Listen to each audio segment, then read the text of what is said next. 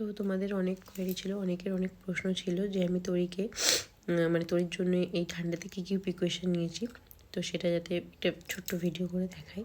তো ভিডিওটা করে হয়ে ওঠেনি, মানে সময় পাইনি আর কি। আর সময় হয়ে উঠলেও ভিডিওটা মানে এডিট করতে করতে সময় লেগে যায়। তো দেখাচ্ছি, দেখো।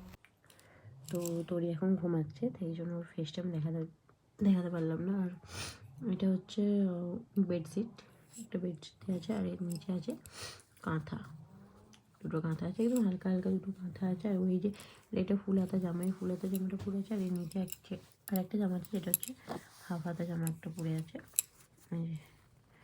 এটা হচ্ছে হাফ হাতা, আর এটা হচ্ছে ফুল হাতা, আর প্যাম্পার্স পরে আছে, আর একটা ফুল প্যান্ট পরে আছে। তো আমি সোয়েটার এখনও পরাইনি, কারণ সোয়েটারটা না ডাইরেক্ট স্কিনের সাথে, ডক্টররা সাধারণত এগুলো বারণ করে ইউজ করতে, একদম স্কিনের সাথে না দিতে, ভেতরে একটা জামা পরিয়ে তার উপরে সোয়েটার দিতে বলে।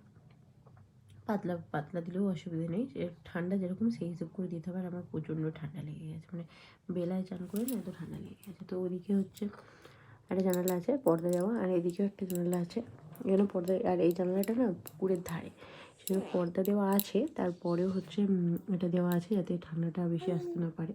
আর এই যে মশারি, আর এদিকে একটা পর্দা দেওয়া, বড় বড় পর্দা। আর ওইদিকে হচ্ছে দরজা আছে, দরজাটা হচ্ছে বন্ধ। তো এই হচ্ছে আমার শীতের প্রিকশন বাস। আর হ্যাঁ, ওই জানালাগুলো আমি ঠিক দুপুর 2:30-3টের দিক করে বন্ধ করে দিই, সমস্ত জানালা।